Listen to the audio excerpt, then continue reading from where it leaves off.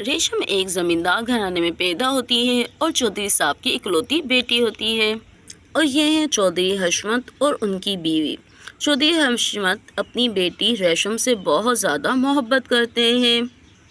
अरे देखो भाई, रेशम की माँ, तुम मेरी बिटिया को लेकर तो जा रही हो, लेकिन इसका बहुत सा ख्याल रखना, खैरियत से जाना और खैरियत से आना। अरे चौधरी साहब, आप भी कमाल करते हो। अरे भाई, मैं अपनी बहन के घर शादी में ही तो जा रही हूँ, कौन सा पराई जगह जा रही हूँ। और वैसे भी तुम तो जानते ही हो, मेरी बहन और मेरी बहन के घर वाले सब रेशम का कितना ख्याल रखते हैं और कितना चाहते हैं, कितनी मोहब्बत करते हैं तुम्हारी बिटिया से। अरे कुछ भी नहीं होगा तुम्हारी बिटिया को, तुम परेशान क्यों होते हो। अरे रेशम की माँ, तुम्हें तो पता ही है मुझे कितनी मोहब्बत है अपनी बिटिया से। अरे मेरी तो जान बसती है इसमें। बस अब जल्दी से इसके एग्ज़ाम्स हो जाएं तो इसको इसके घर का कर दूं। बस मेरी आखिरी यही ख्वाहिश है कि मेरी बिटिया खुशी खुशी अपने घर विदा हो जाए। अरे हाँ हाँ चौधरी साहब, आप परेशान क्यों होते हैं। देखना, बहुत जल्दी हमारी रेशम दुल्हन बनकर अपने घर जाएगी। और इतने में इनका मुलाजिम काका जी आ जाते हैं। अरे चौधरी साहब, गाड़ी का समय हो चुका है। अरे बीबी जी, और बिटिया कहाँ है, जल्दी चलिए, गाड़ी छूट जाएगी।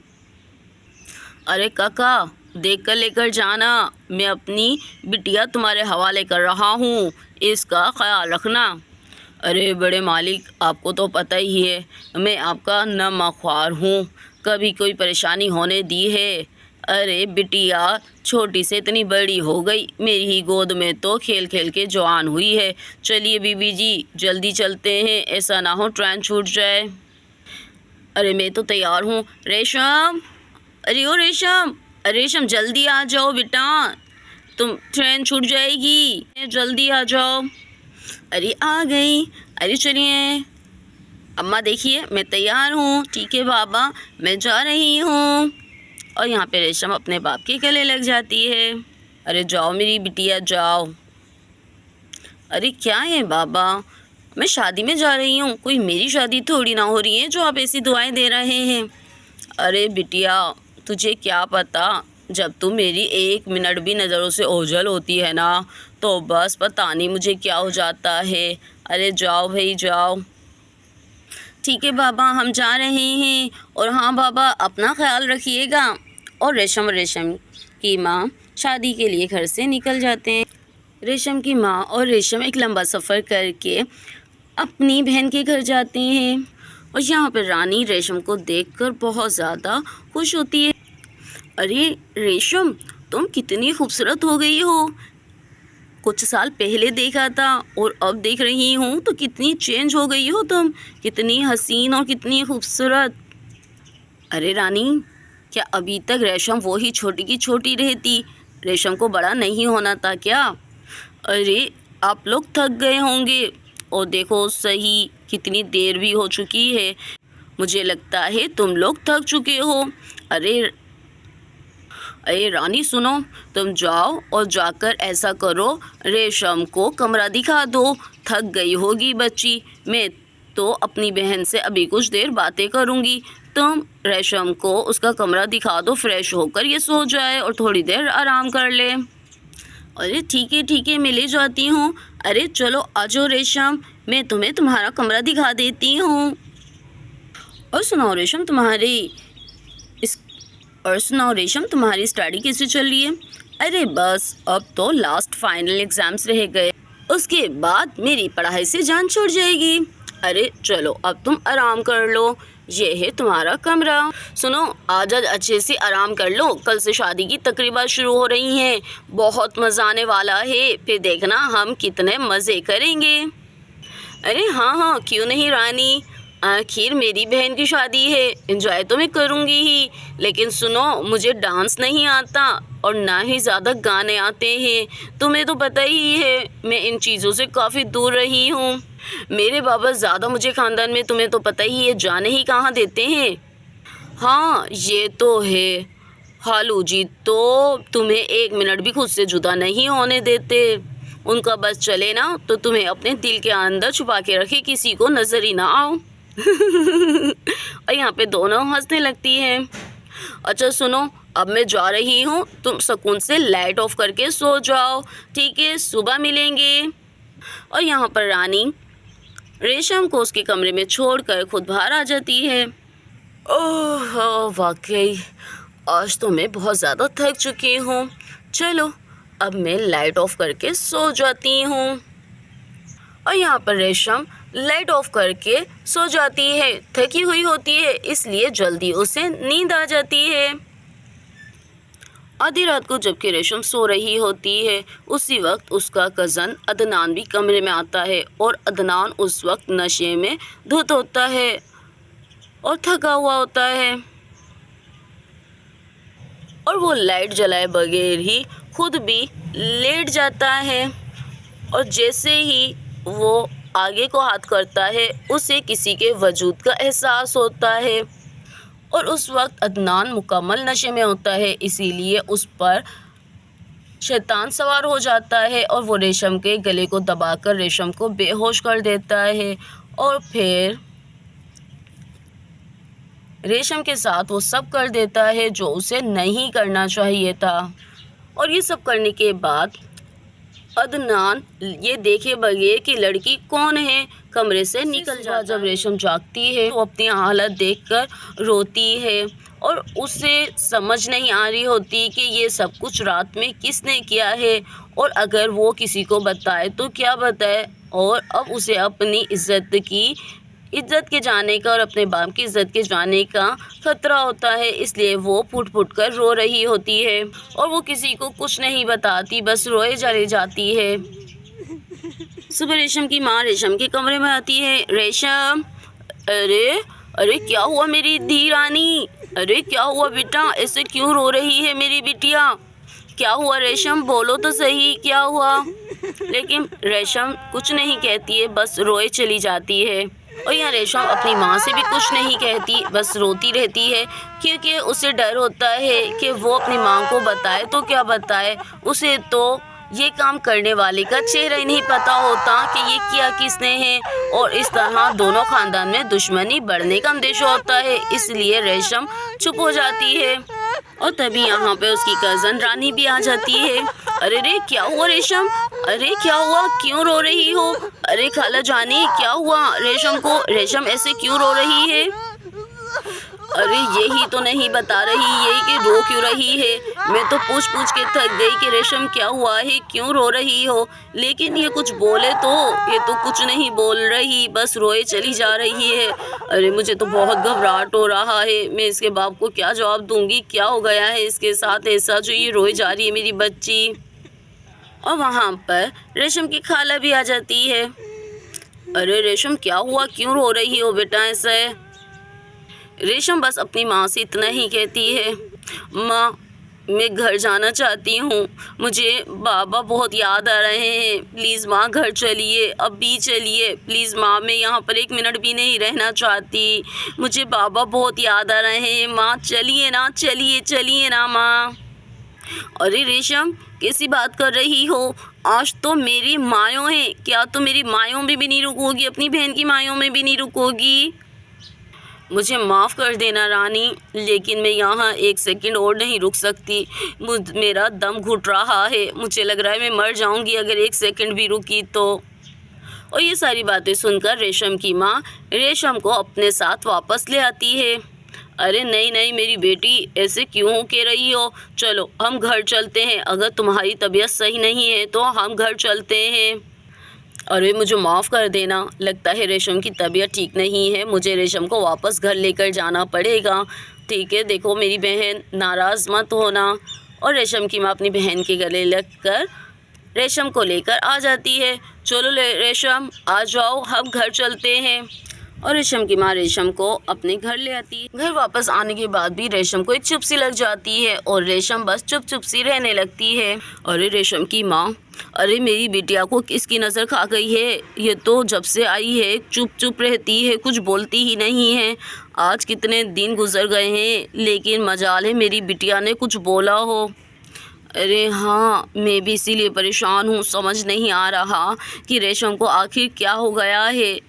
समझ नहीं आ रहा क्यों इतनी चुप लग गई है। अरे तुम मालूम करने की कोशिश तो करो, आखिर मेरी बिटिया को क्या दुख खाए जा रहा है।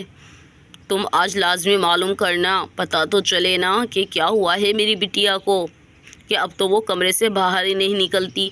देखो तो सही कैसे एक ही का जगह पे बैठी रहती है और पता नहीं क्या क्या सोचती रहती है।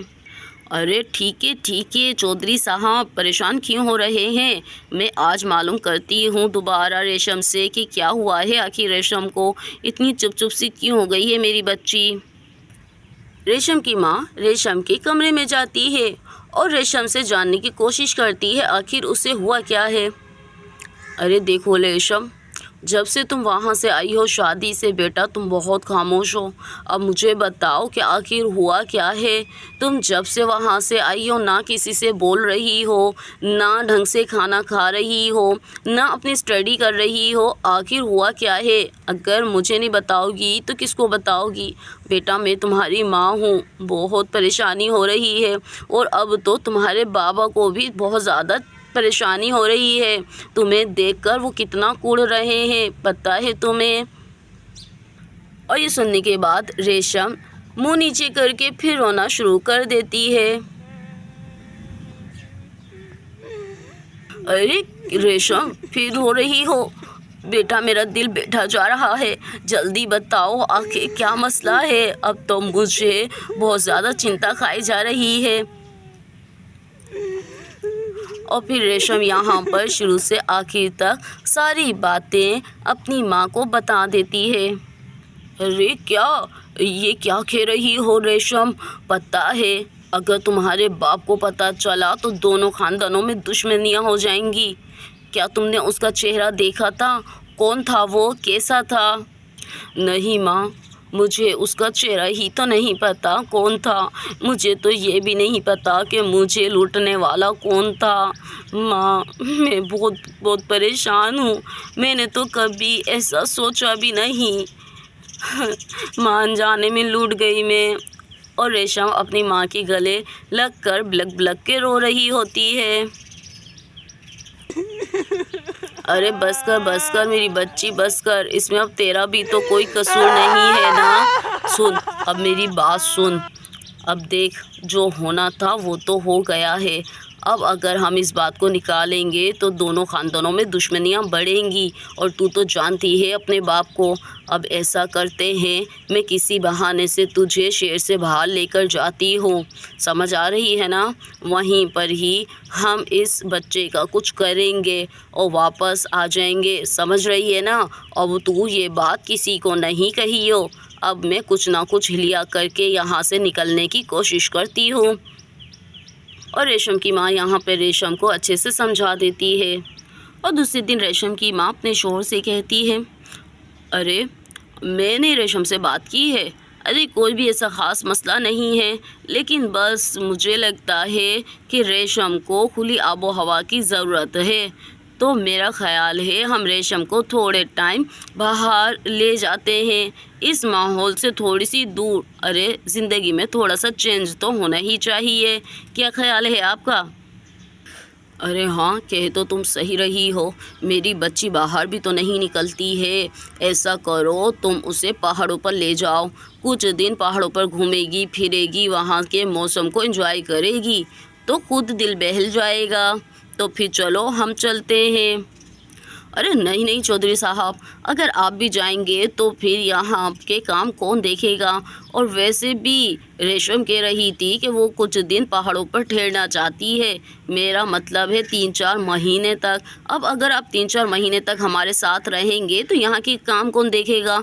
ऐसा कीजिए कि आप यहाँ पे रहिए, हम काका को अपने साथ ले जाते हैं।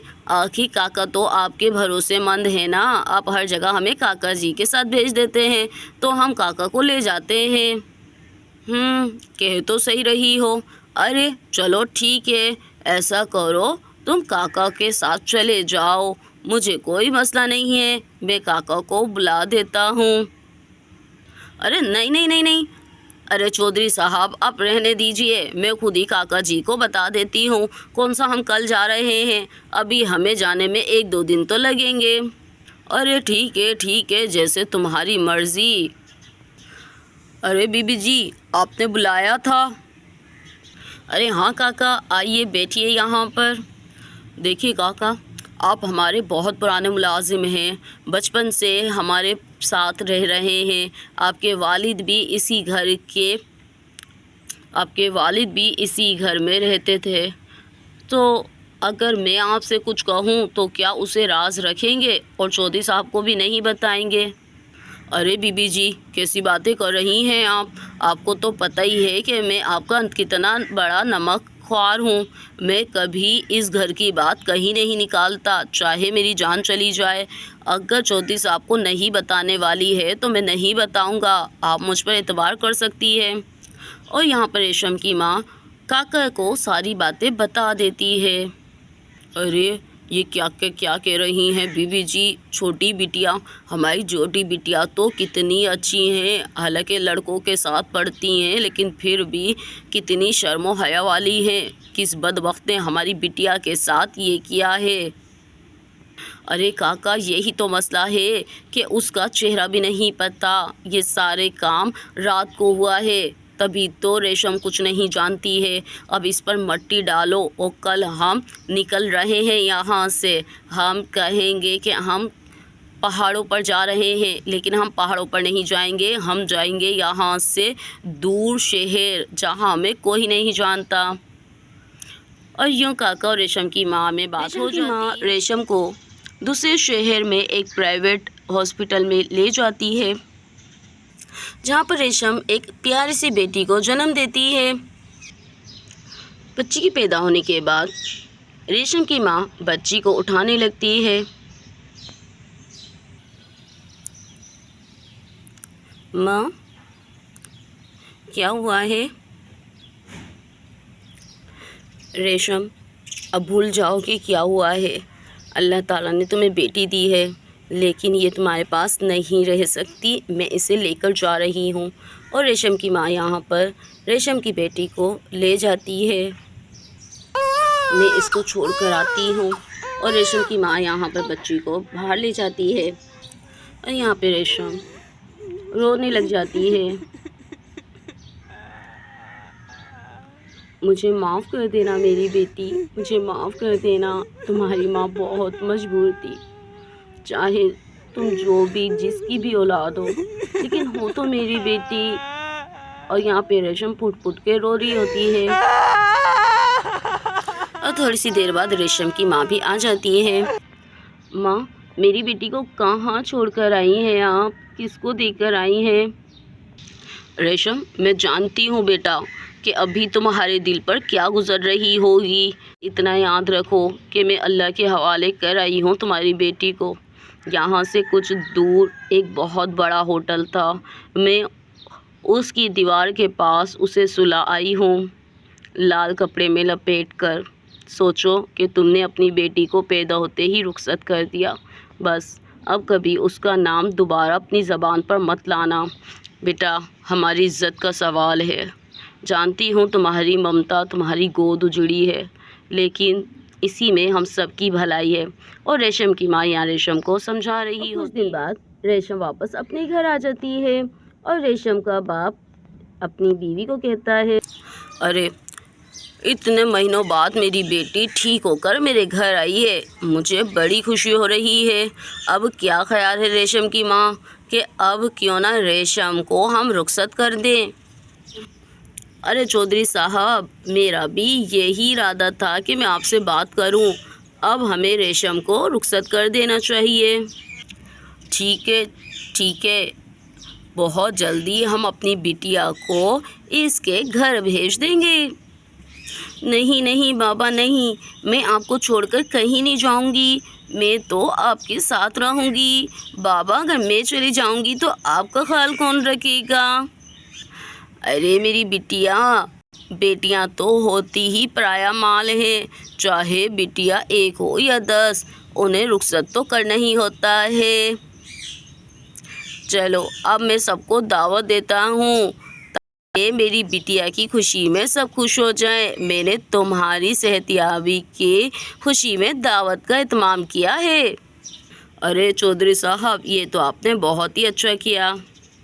और दूसरे दिन घर पर सारे मेहमान आ जाते हैं और यहाँ पर अदनान और उसके घर वाले भी मौजूद होते हैं। ऋषभ का बाप खड़े होकर सबको कहता है, आज मैं इस खुशी के मौके पर, जबकि मेरी बिटिया अब बिल्कुल ठीक हो गई है, इसकी कुछ तबीयत ख़राब हो गई थी, तो इस खुशी के मौके पर हम लोग एक और ऐलान करने वाले हैं और ये बहुत ज़्यादा खुशी का ऐलान है। क्या ख्याल है रेशम की माँ, बता दिया जाए अब सबको? अरे क्यों चंपा, अब बोलो, बता दिया जाए ना सबको? अरे हाँ हाँ भाई साहब, अगर अब भी हम इन बच्चों को नहीं बताएंगे तो कब बताएंगे? इतने अरसे से तो हमने इन बच्चों को नहीं बताया। हाँ अब मैं बता देता हूँ, इतने अरसे से हमने ये बात किसी भी बच्चों को नहीं बताई थी। अरे क्या नहीं बताई थी? अरे सब्र करो, बताता हूँ। अगले महीने मेरी प्यारी सी बेटी रेशम और मेरे भांजे अदनान की रुखसती है, चूँकि इनके पैदा होते ही हमने इनका निकाह कर दिया था। और ये सुनते ही अदनान रेशम को देखने लगता है और रेशम अदनान को देखने लग जाती है। अरे ऐसे क्या एक दूसरे को देख रहे हो? अरे भाई सच है, हमने बचपन में ही तुम दोनों का निकाह कर दिया था और ये बात तुम लोगों को इसलिए नहीं बताई थी ताकि तुम लोग अपनी पढ़ाई अच्छे तरीके से पूरी कर सको। अब चूँकि पढ़ाई भी पूरी हो चुकी है तो इस वजह से अब हम रुखसती करना चाह रहे हैं। अरे चंपा, जब तुम्हारा दिल चाहे आकर रुखसत करा लेना, और मेरा तो ख्याल है 15 दिन के बाद, अगला महीना जो आ रहा है 15 दिन बाद, उसको हम रुखसती कर देते हैं। क्या ख्याल है तुम्हारा? अरे भाई साहब, इससे अच्छी भला क्या बात होगी? मैं तो चाह रही हूँ जल्द से जल्द मैं इसको रुखसत करा के ले जाऊँ। यहाँ पे रेशम की रुखसती की डेट फिक्स हो जाता है जब रेशम रुखसत होकर अपनी खाला के घर आ जाती है और रेशम को उसी कमरे में लाकर बिठाया जाता है जिस कमरे में रेशम के साथ ये सब कुछ हुआ होता है। इसी कमरे में तो मैं कुछ महीने पहले भी आई थी और क्या हुआ था, और यहाँ रेशम को वो सारी बातें याद आ जाती हैं। और तभी अदनान भी अंदर आता है और अदनान रेशम को देखकर बहुत खुश होता है क्योंकि रेशम बहुत ज़्यादा खूबसूरत लग रही होती है। रेशम, आज तुम बहुत ज़्यादा हसीन लग रही हो। मैंने सोचा भी नहीं था कि इतनी खूबसूरत और इतनी प्यारी सी लड़की मेरी शरीके हाथ होगी। लेकिन सुनो रेशम, मैं अपनी नई ज़िंदगी शुरू करने से पहले अपनी पुरानी ज़िंदगी के बारे में तुम्हें कुछ बताना चाहता हूँ। मैं नहीं चाहता कि मैं अपनी नई ज़िंदगी जब शुरू करूँ तो उसमें मेरा माजी मुझे सांप बनकर डसे, इसलिए मैं तुम्हें सब कुछ बता देना चाहता हूँ। देखो रेशम, पहले मैं बहुत बुरा इंसान था, शराब पीता, नशा करता, उल्टे सीधे दोस्तों के साथ घुमा करता था, लेकिन अब मैं तौबा कर चुका हूँ और अब मैं उनमें से कोई भी काम नहीं करता। मैंने कभी किसी का दिल नहीं तोड़ा, कभी किसी के साथ ज़्यादती नहीं की। लेकिन हाँ, मैं तुम्हें एक बात बताना चाहता हूँ रेशम, मेरे दिल पर बहुत बड़ा बोझ है और आज मैं वो बोझ उतारना चाहता हूँ कि तुम जैसी शरीक हयात पाकर मैं दुनिया का खुशनसीब इंसान बन चुका हूँ। लेकिन उससे पहले अपने माजी की एक गलती का इतराफ़ करना चाहता हूँ। अदनान, मैं भी बहुत खुशनसीब हूँ कि मुझे आप जैसा शोहर मिला। मैंने आज से पहले कभी किसी के बारे में नहीं सोचा, लेकिन अच्छा ही हुआ कि नहीं सोचा। मुझे क्या पता था कि मेरे रब ने तुम जैसा खूबसूरत और प्यारा शोहर मेरे नसीब में पहले ही लिख दिया है। ऐसी क्या गलती है अदनान जो आप मुझे बताना चाहते हैं? आज से कुछ महीने पहले तुम्हें याद है जब रानी की शादी थी, तो मैं रात के वक्त कमरे में आया और मैं उस वक्त नशे में था और मुझे पता ही नहीं चला, और जैसे ही मैं अपने बेड पर लेटा तो मुझे किसी के होने का एहसास हुआ। और तुम्हें पता है उस वक्त शैतान मुझ पर गालिब आ गया और मुझे पता ही नहीं चला कि मैं क्या कर रहा हूँ। बस मेरी ज़िंदगी का वो ही एक गलती है जो कि अनजाने में हुई, मैंने जान करके नहीं किया था और आज भी उसका बोझ अपने दिल पे लिए घूमता हूँ। लेकिन मैं नहीं जानता कि वो लड़की कौन थी। और ये सुनते ही रेशम फूट फूट कर रोने लग जाती है।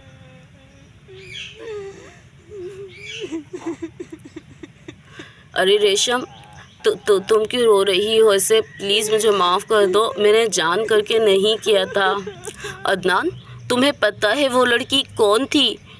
नहीं पता ना? तो आधा तो तुमने बता दिया, पूरा मैं बता देती हूँ। तुम जानती हो वो लड़की मैं थी जिसको तुमने देखा भी नहीं और जिसको तुमने तार तार कर दिया। और तुम्हें पता है कितनी अजियत सही है मैंने। क्या वाकई? अरे वाह, वाकई तुम थी वो लड़की? अरे तो फिर गुनाह कैसा? अरे तुम्हारा निकाह तो मुझसे बचपन में ही हो गया था, और अगर मैंने सब कुछ किया भी, तुम्हें हाथ लगाया भी, तो वो गुनाह तो नहीं था। तो मेरी मनख्वाह थी, जायज़ थी हर तरीके से। और अब तो मैं बहुत ज़्यादा खुश हूँ कि मैंने कोई गलती नहीं की, मुझसे कोई गुनाह नहीं हुआ। शुक्र है खुदा का कि उसने मुझे इस गुनाह से बचा लिया। हाँ, तुम तो गुनाह से बच गए अदनान, लेकिन सोचा है इस गुनाह का कफ़ारा अब पूरी ज़िंदगी हमारी बेटी को अदा करना पड़ेगा। और मैं तो ये भी नहीं जानती कि हमारी बेटी कहाँ होगी, किस हालत में होगी और किसके पास होगी। पूरी ज़िंदगी रोते रहोगे तुम भी और मैं भी कि हमारी गुनाह की सज़ा हमारी बेटी को मिलेगी। अरे क्या, ये क्या कह रही हो रेशम? क्या कह रही हो? मेरी बेटी भी थी। ओ खुदाया, ये मैंने क्या कर दिया? ए मेरे रब, मेरी बेटी की हिफाजत फरमाना। मेरे किए हुए गुनाह की सज़ा मेरे मौला मेरी बच्ची को मत दियो। मेरी बच्ची की हिफाजत फरमाना, उसके नामूस की हिफाजत फरमाना। और यहाँ अदनान पूरी रात रो रो के अल्लाह ताला से दुआ करता है कि अल्लाह ताला उसकी बेटी की हिफाजत फरमाए। और यहाँ पे अदनान मुसलसल रोए जाता है। तब रेशम उसके पास आती है। चुप हो जाओ अदनान, चुप हो जाओ, अब मत रो। अब तो जो होना था हो गया, बस अब तो हम दुआ करेंगे कि हमारी बेटी जहाँ भी हो खैरियत से हो और हमारी बेटी को हमारा रब हमसे मिला दे। देखते देखते 22 साल गुजर चुके होते हैं। शहबाज रेशम और अदनान का बेटा होता है और वो एक ऑफिसर होते हैं और अपनी कंपनी की तरफ से फंक्शन अटेंड करता है। और जब वो मोना को देखता है तो मोना बिल्कुल उसकी माँ रेशम की कॉपी होती है। उसे देखकर वो शजदर रह जाता है। तो आगे क्या होता है देखते हैं। और अब आप सबकी भरपूर तालियों में मैं इनवाइट करती हूँ मोना को। और मोना की परफॉर्मेंस देखने के बाद आप हो जाएंगे हैरान, क्योंकि मोना करती है सबके दिलों पर अपना जादू। तो चलिए देखते हैं मोना की परफॉर्मेंस। और यहाँ पर सब ज़ोर ज़ोर से तालियां बजाने लग जाते हैं। और जैसे ही मोना स्टेज पर आती है तो मोना को देखने के बाद शहबाज शजदर रह जाता है। और ना जाने क्यों उसके दिल को कुछ अजीब सा फील होता है मोना को देखकर। और यहाँ पर मोना अपनी परफॉर्मेंस शुरू कर देती है।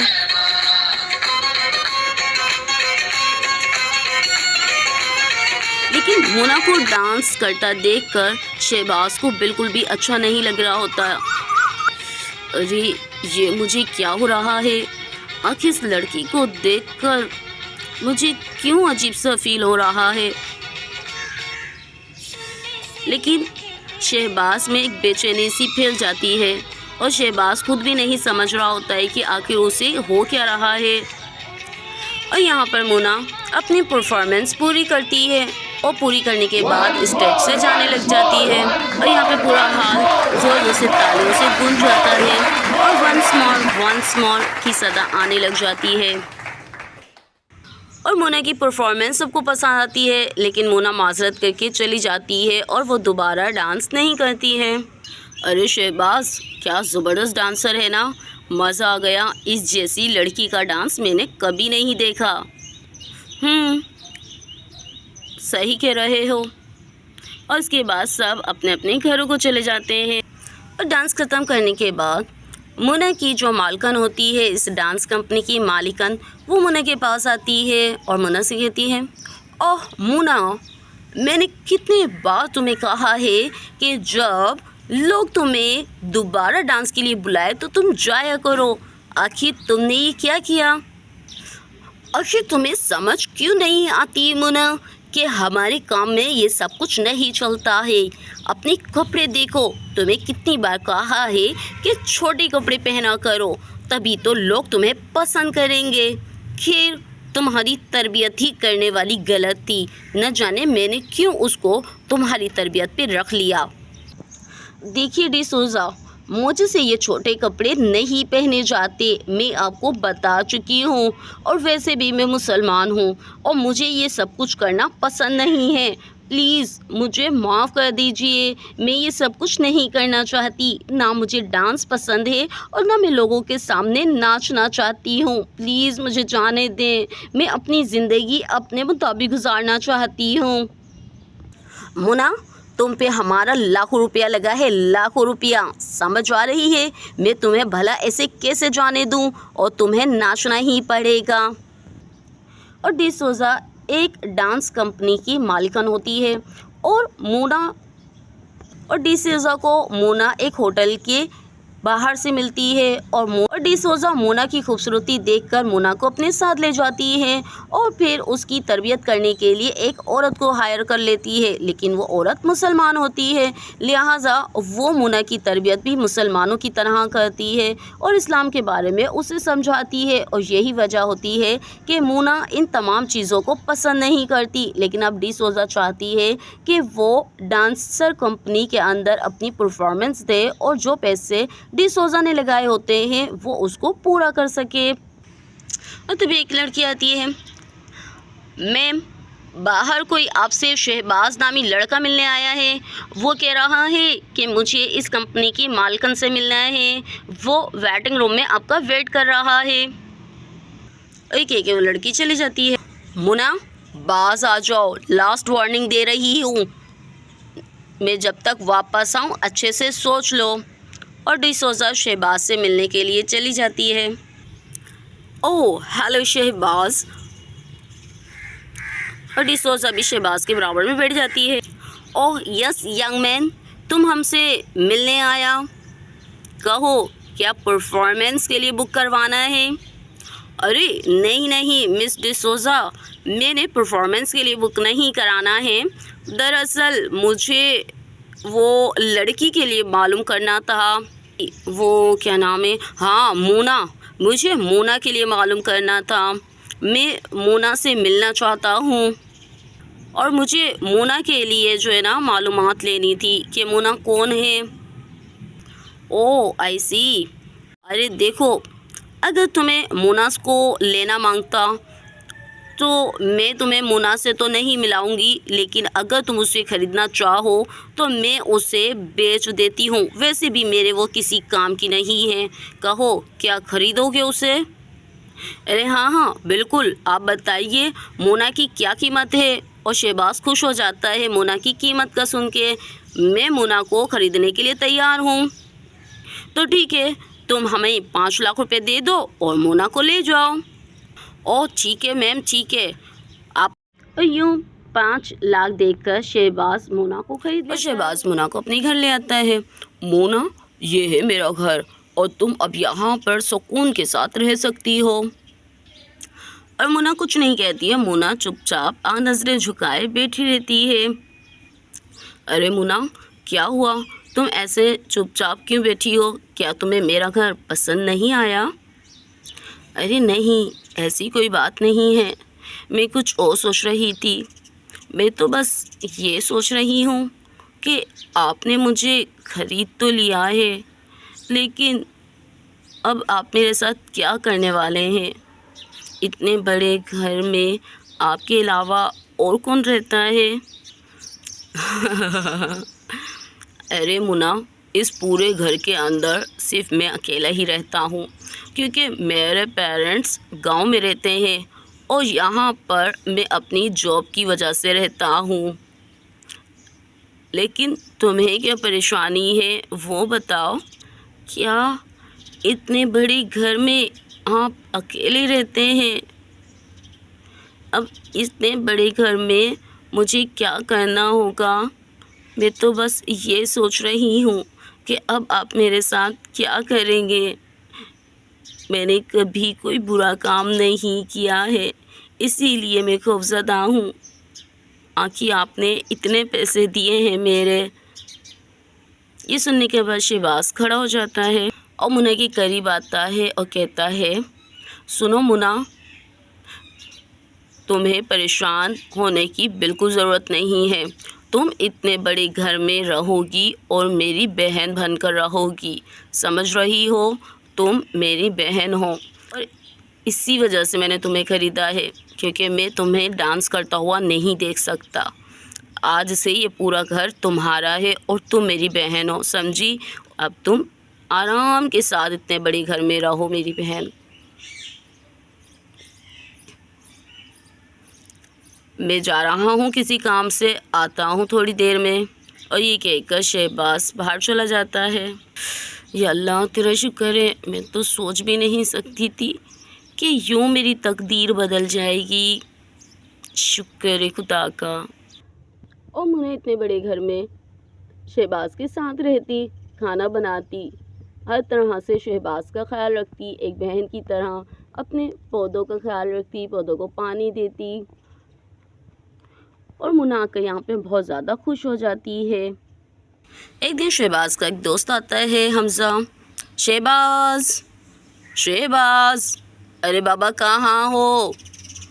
और वो कुर्सी पे बैठ जाता है।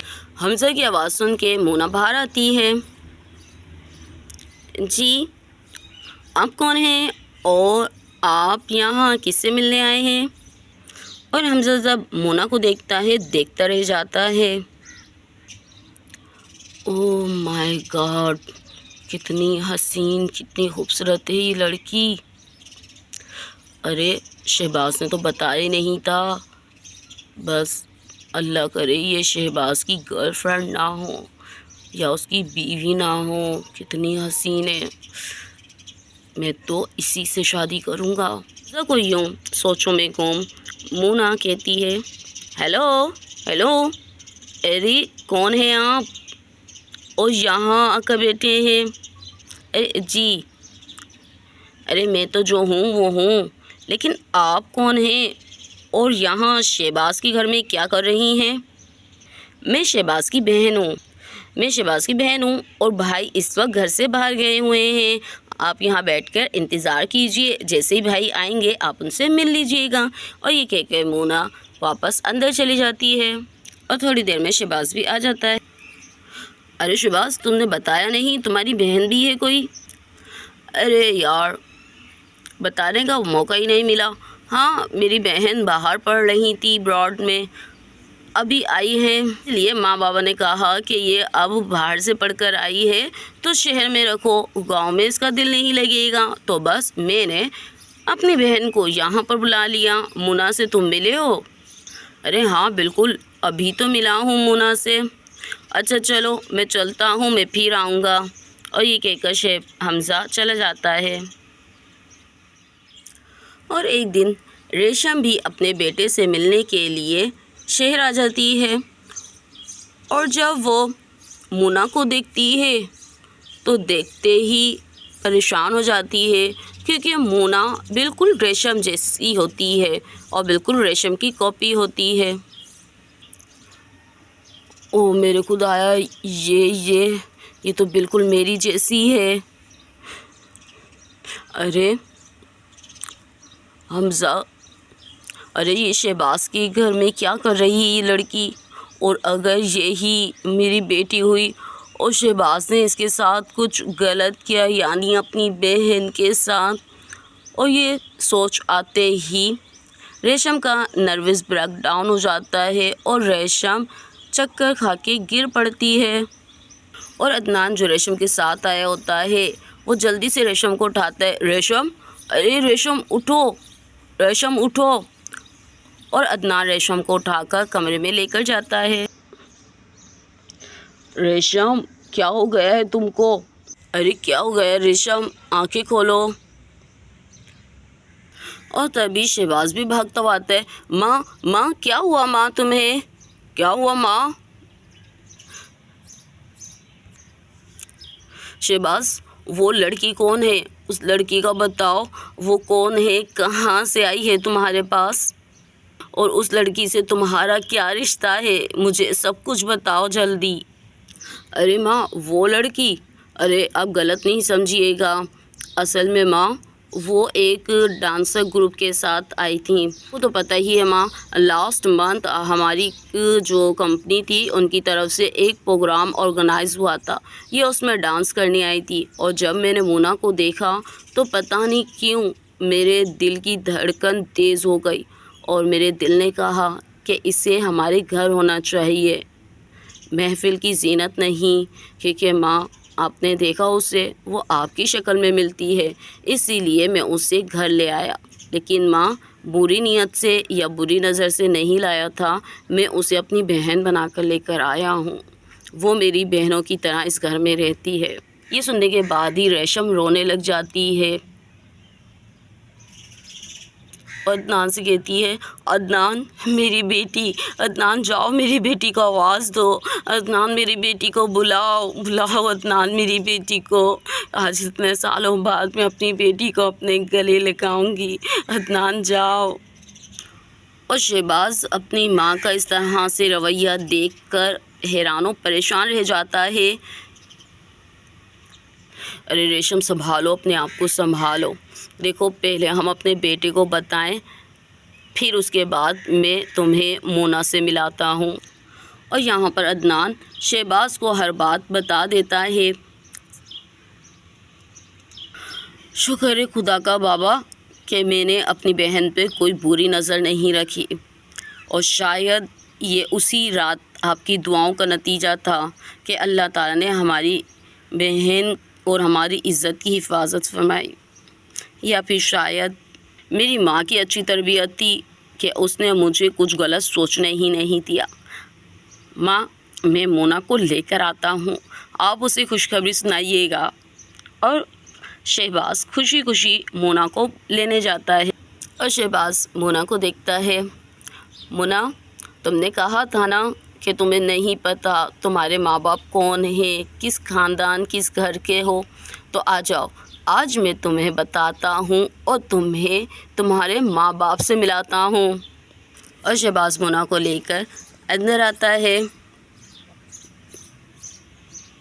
और मोना जब रेशम को देखती है और अपने आप को देखती है, क्या वाकई आप मेरी माँ हैं, आप मेरी माँ हैं? और मोना रेशम के गले लग जाती है। और यूँ 22 साल के बाद रेशम को रेशम की बेटी मिल जाती है। और यूँ एक अनजानी खता पर इतने अरसे अदनान और रेशम परेशान रहते हैं, और आखिर खुदा इनकी दुआ सुन लेता है और इनको इनकी बेटी से मिला देता है। और फिर मोना की शहबाज के दोस्त हमज़ा से शादी हो जाती है और यूँ सब हंसी खुशी रहते हैं। तो दोस्तों, कैसी लगी आपको एक अनजानी सी खता कहानी? पसंद आई हो तो सब्सक्राइब ज़रूर कीजिएगा। मिलते हैं फिर किसी दूसरी कहानी में।